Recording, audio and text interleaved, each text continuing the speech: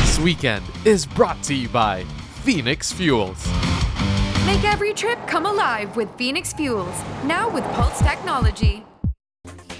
The first half of the 2018 National Slalom Series has proven to be exciting and more competitive, with some drivers able to challenge and beat reigning Slalom King Milo Rivera for best driver of each round.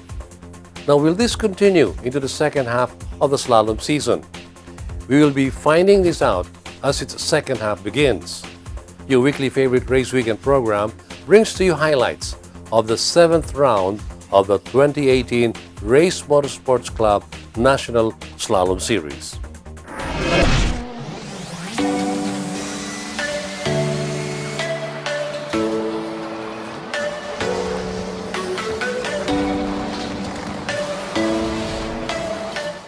It's the beginning of the second half of the slalom season, and we're back here at Robinson's Novaliches to see the action. Let's go check it out.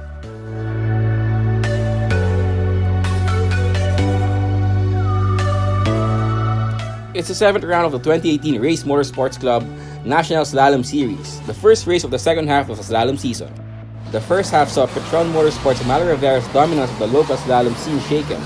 His winning streak cut short by the young phenom Inigo Anton of Mark Young Race Cars team in the 5th round, and then edged out by Richard Gallardo of Jaff Racing Team in the 6th round.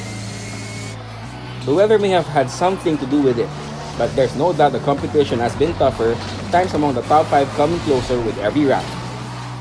The morning of the 7th round saw some rain drizzling over at Robinson's Novaliches, the 7th leg race venue.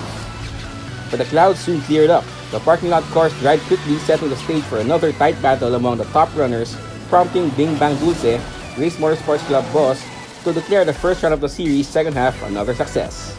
Very successful in spite of yung ating continuous rains and everything, na hindi mo alam ang weather, if it's gonna rain or if it's gonna shine all throughout the day. But for today, unfortunately, maganda ang ating weather. It's not so hot and it's not drizzling kanina, pero tumigil naman din.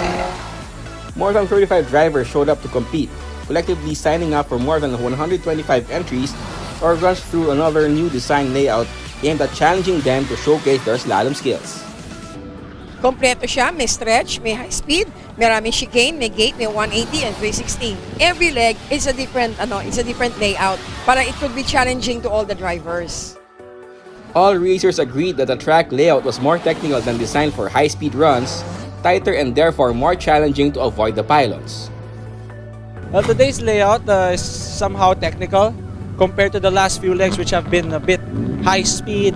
This one has more corners than the recent ones, which kind of suits us because with the lack of car power we have, we try to make up for it in the corners through the suspension setups and also some driving. So today is a good day for us, but we can never rule out the other guys. Although it did rain, it's drying up again, and the day is still early. So we just have to keep on attacking and hope that they don't close in and eventually beat us. Actually, yeah, the racetrack's different, but slalom's always like this. They change the layout every time.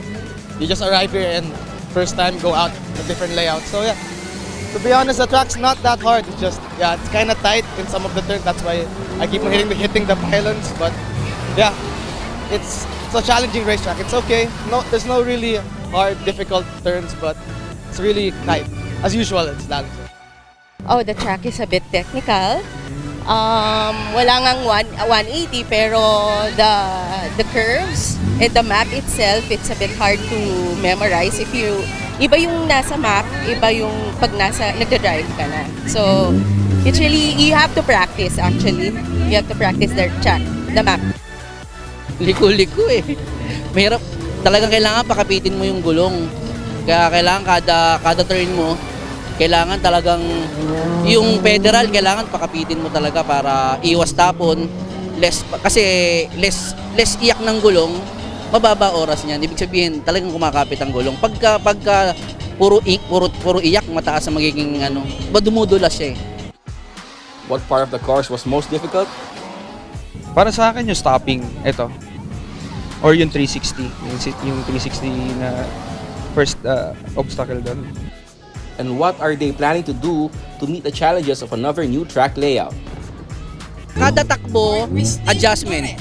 Kung saan pa pwede, kung saan pa pwedeng bilisan, kung paano pa saan pwedeng lumiko ng mas dikit sa pylon.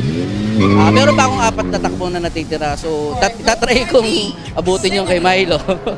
Kasi siya ang overall, sa ngayon overall. Well, there are still a bit of straights around the area. There's still some sort of portions in which it gives advantage to the front-wheel drive cars. It doesn't necessarily mean that we're on a complete advantage in terms of today, but we're happier with what we're presented. But we do know we can't have it all the time, so we just have to be okay, and we just have to fight whatever happens and whatever we have. As of now, it's really, well, it's okay. Nagpa-pylon ako. It's not that bad, it's not that good. So I have to improve myself. I might add some more class so that I could really get the best time for myself. I just have to be, well, presence of mind, focus, so that you can get the right turns and not too kabado siguro kasi it rained eh. So the pavement is a little bit wet, so you have to be careful. Yun lang. My ninong just said that I just have to calm down, relax. Maybe the time's in my head, trying to catch the time instead of checking the pylons or being careful. So for my next runs, I will just relax. Get a clean lap time, and let's see where my time will be. Slalom race participants stressed how important it is to understand your car and be able to work hand in hand with it. Kailangan lang talaga maging isa ka sa kotse mo eh. Kailangan maging isa kayo. Kailangan, kabisado mo siya, kabisado ka niya. Yung kakayanan ng kotse mo at kakayanan mo, kailangan magsama para makuha mo yung pinakamagandang takbo. Well, you know, motorsports is a two-way sport. You have a man and machine, hand in hand, trying to achieve a common goal. There is a certain percentage into that though.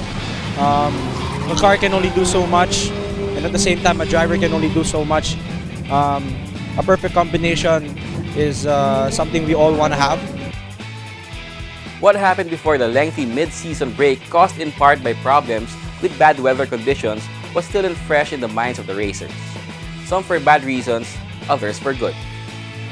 Milo and Inigo, in particular, blew their performances in the 2 rounds before the mid-break, and were happy that the mid-season break allowed more time for preparing their cars for the second half of the season. We did a lot in terms of preparation for this race.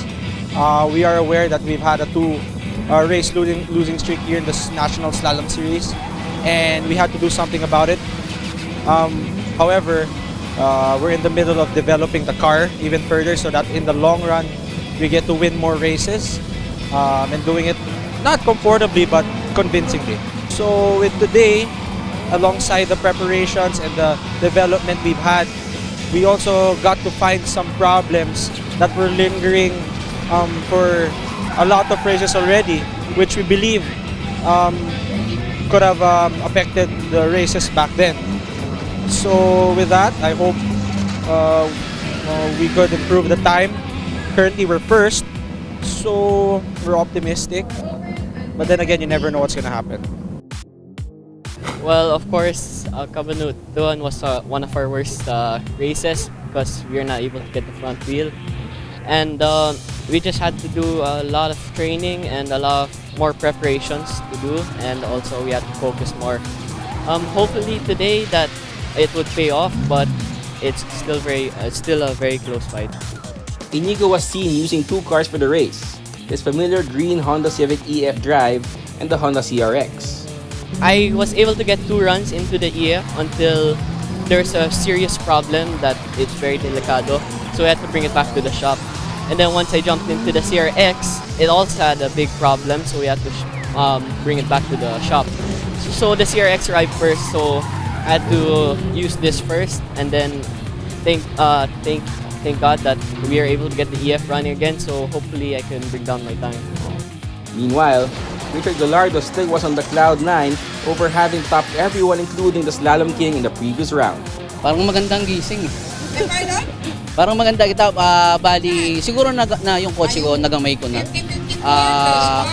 Tapos, yung huling takbo, doon ko medyo nadali si Milo Rivera. Kaya yun, medyo hindi na niya naabot. Sinuwerte ako nung 6 leg. Ako ang nag-overall. Round 7 again showed that the competition for overall best time is getting tighter. The top 4 all managed to record runs in the 49s. Milo Rivera was again back on top with a 49.02. Inigo Anton was just 22 hundredths of a second slower than the 49.24. Richard Gallardo is third fastest with a 49.28. Estefano Rivera was fourth with a 49.94. The fifth fastest overall was Douglas Maninding with a 50.06. The top drivers are looking forward to even tighter competition in the second half of the slalom season.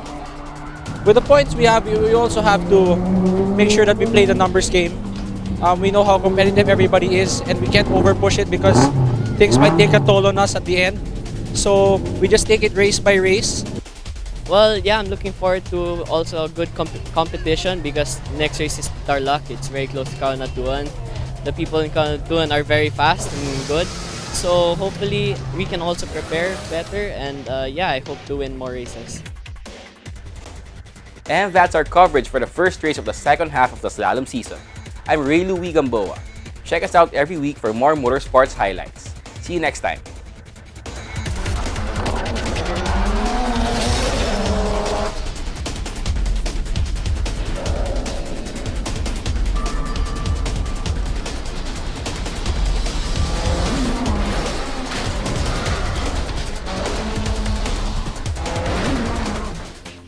It looks like we are in for an exciting second half of the slalom season. Milo Rivera may have again regained his winning form, but the timesheets indicate he will be in for some tough competition while he defends his Slalom King crown. This week's feature on Race Weekend has been brought to you by Phoenix Fuels. Make every trip come alive with Phoenix Fuels, now with Pulse technology.